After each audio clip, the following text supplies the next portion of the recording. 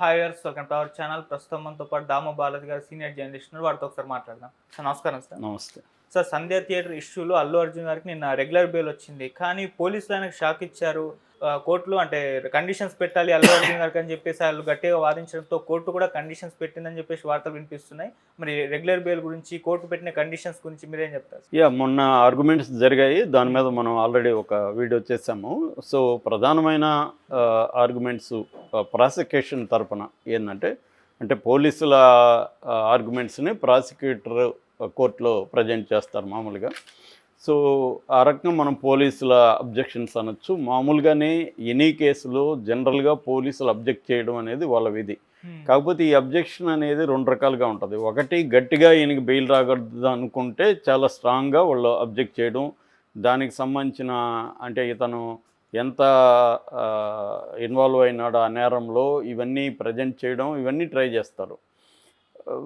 లేదు నామకే వస్తే వ్యతిరేకించినాం అన్నట్టుగా వ్యతిరేకిస్తారు. నేను ఆ రోజే చెప్పాను, పోలీసులు చాలా స్ట్రాంగ్ ఏం ఆర్గ్యూ చేయలేదు. బయట వాళ్ళు అల్లు అర్జున్ని దోషుని నిరూపించడానికి వీడియోలు చేసి జడ్జి యువర్ సెల్ఫ్ అని అఫీషియల్ దీంట్లో కూడా వాళ్ళు పెట్టుకున్నారు.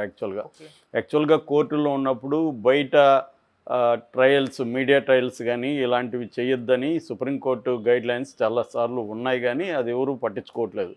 అల్లు అర్జున్ దోషాన్ని నిరూపించడానికి ఇటు కాంగ్రెస్ పార్టీ, ఇటు సోషల్ మీడియా, ఇటు పోలీసులు అందరూ కూడా ట్రై చేసి ఆ వీడియోలంతా బయటపెట్టి అల్లు అర్జున్ రావడం వల్ల ఎలా ఇదైంది అవన్నీ కూడా చేశారు.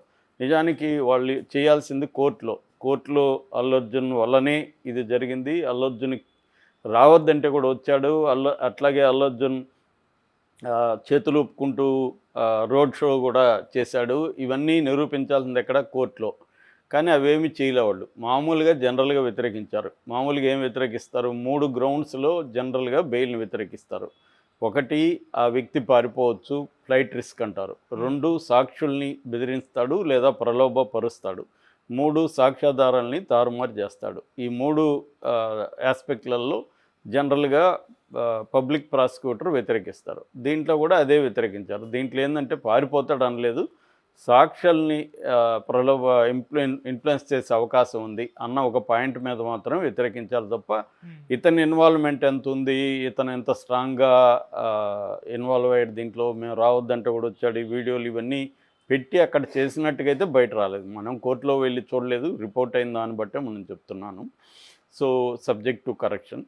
సో అది చేశారు. అప్పుడే నేను చెప్పే బెయిల్ వచ్చే అవకాశం ఉందని. అలాగే నిన్న 9th additional chief judicial magistrate కోర్టులో బెయిల్ ఇతనికి ఇచ్చారు. నేను నా ఆర్డర్ కూడా చదివాను. అందులో ప్రధానంగా ఏంటంటే పర్సనల్ బాండ్ 50,000 సబ్మిట్ చేయాలి. అలాగే 2 షూరిటీస్ ఉండాలి. ఒక్కొక్కరు 50,000 షూరిటీస్ కూడా సబ్మిట్ చేయాలి బాండ్. తర్వాత కొన్ని కండిషన్లు పెట్టారు. ఈ బెయిల్ మామూలుగానే ఇలాంటి క్రిమినల్ కేసులో ఇది బెయిలబుల్ నేరం కాదు, నాన్ బెయిలబుల్ నేరం. ఎందుకంటే 105 సెక్షన్ 105 BNS ఇదేంటంటే culpable homicide not amounting to murder.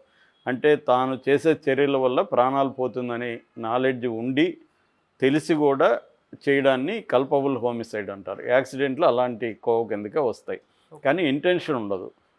తను చంపాలని ఇంటెన్షన్ ఉండదు, కానీ తను వెళితే చనిపోతారు అని తెలిసి కూడా ఇతను వెళ్ళినాడు అనేది ఇతని మీద కేసు. కానీ ఇతనికి చెప్పినట్టుగా వాళ్ళు ప్రూవ్ చేయలేదు ఇప్పటివరకు. రావద్దని చెప్పినట్టుగా చేయలేదు. థియేటర్కి మాత్రం రావద్దని చెప్పినట్టుగా ఒక లెటర్ మాత్రం బయట పెట్టారు. అది కోర్టులో సబ్మిట్ చేస్తున్నారా లేదో తెలియదు మనకి. సో ఏదేమైనా ఇతను A11 కాబట్టి A11గా పెట్టారంటేనే ఇతనికి ముందు A10 అక్యూజ్డ్ ఉన్నట్టే కదా.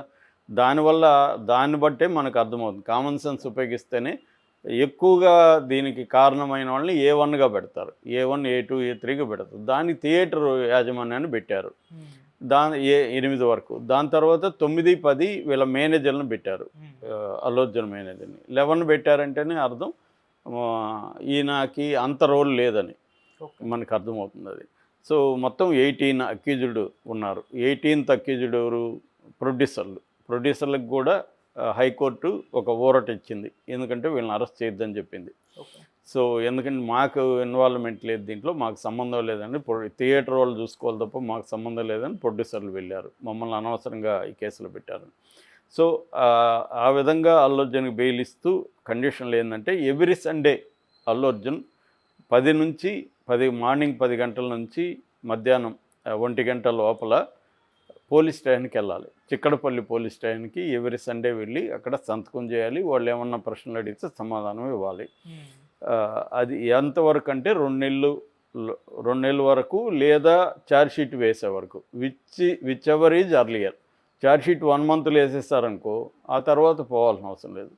ఛార్జ్ షీట్ 3 నెలల వరకు వేయలేదనుకో 3 నెలలు పోవాల్సిన అవసరం లేదు. 2 నెలలు పోతే చాలు. అంటే 2 నెలలు అనేది హయ్యర్ పీరియడ్ పెట్టారు. ఈ లోపల ఛార్జ్ షీట్ వేస్తే 1 మంత్లో వేసేసినా కూడా ఇంక పోవాల్సిన అవసరం లేదు. So which ever is earlier అనే క్లాజ్ పెట్టారు. అంటే ఎవ్రీ సండే ఇది అతనికి అల్లు అర్జున్కి ప్రాబ్లమే. రెండోది పోలీసులకు కూడా ప్రాబ్లమే. ఎందుకంటే అల్లు అర్జున్ అక్కడికి వెళ్ళినప్పుడంతా ఇంక ఫ్యాన్స్ వెళ్తారు, దాన్ని కంట్రోల్ చేయాలి, ఆ ఇబ్బంది అయితే ఉంది. కానీ వాళ్ళు ప్రొసీజర్ ప్రకారం జడ్జి గారు ఇచ్చేశారు. దాని తర్వాత పోలీసుల ఇన్వెస్టిగేషన్కి ఆటంకం కలిగించకూడదు. That is second condition. Third condition సాక్షుల్ని బెదిరించడం కానీ వాళ్ళని ఇన్ఫ్లుయెన్స్ చేయడం కానీ అంటే ప్రలోభపరచంలో డబ్బులు ఇవ్వడం ఇంకొకటో అది చేయకూడదు. అది రెండవ కండిషన్. మూడవ కండిషన్ పోలీసుల విచారణకు కోఆపరేట్ చేయాలి. అంటే వాళ్ళు సండేనే కాకుండా ఇంకెప్పుడైనా వాళ్ళు విచారణకు రమ్మన్నారనుకో వెళ్ళాలి. సండే అనేది కంపల్సరీ. లేదు వాళ్ళ మధ్యలో మాకు కొత్త ఇన్ఫర్మేషన్ దొరికింది, కొత్త సాక్షులు దొరికారు, లేదా కొత్త ఫుటేజ్ దొరికింది, మిమ్మల్ని మేము క్లారిఫై చేసుకోవాలి, రండి పోలీస్ స్టేషన్ కంటే వెళ్ళాలి, పిలిచినప్పుడు వెళ్ళాలి. ఇక నాలుగవది ఈ దేశాన్ని విడిచి వెళ్ళకూడదు. కోర్టు పర్మిషన్ లేకుండా వేరే కంట్రీకి వెళ్ళకూడదు. ఇవి బేసిక్గా కండిషన్లు పెట్టారు. సో దీంట్లో బెయిల్ సంబంధించి ఇతని తరపున అల్లు అర్జున్ తరపున అశోక్ రెడ్డి, తర్వాత నిరంజన్ రెడ్డి మెయిన్ ఆర్గ్యుమెంట్స్ అంతా అంటే ఫైలింగ్ ఇవన్నీ అశోక్ రెడ్డి చేశాడు.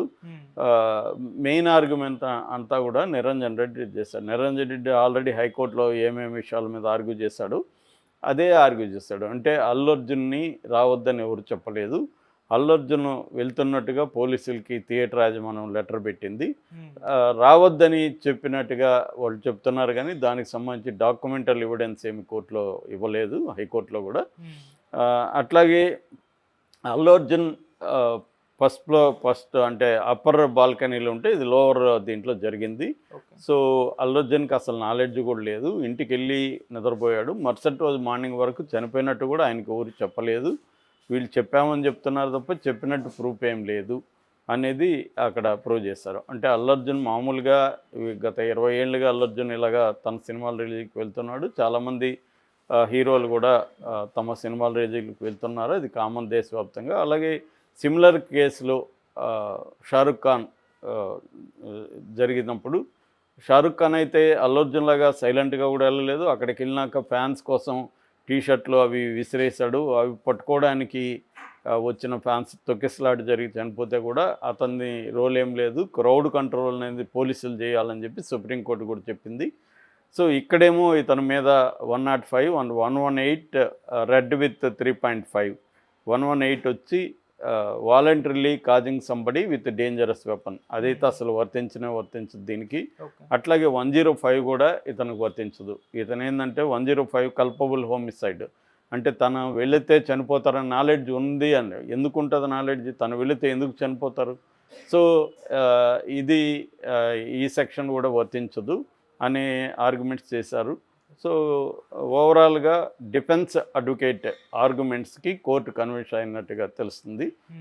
నేను ఇందాక చెప్పినట్టుగా ఇటు పబ్లిక్ ప్రాసిక్యూటర్ కూడా స్ట్రాంగ్గా వ్యతిరేకించలేదు కాబట్టి కోర్టు తనకి బెయిల్ ఇచ్చేసింది. ఇది రెగ్యులర్ బెయిల్ కాబట్టి ఒకవేళ బెయిల్ రద్దు చేయాలంటే ఈ కండిషన్ని అల్లు అర్జున్ ఉల్లంఘిస్తే అప్పుడు పోలీసులు మళ్ళీ బెయిల్ రద్దు పిటిషన్ వేస్తారు. లేదు నిజంగానే సీరియస్గానే పోలీసులు బెయిల్ని వ్యతిరేకించాలనుకుంటే సుప్రీంకోర్టుకి వెళ్తారు. యాక్చువల్గా ఇంటీరియం బెయిల్ మీదనే సుప్రీంకోర్టుకి వెళ్తారన్న వార్త వచ్చింది. వాళ్ళు వెళ్ళలేదంటే అని అర్థమేమి?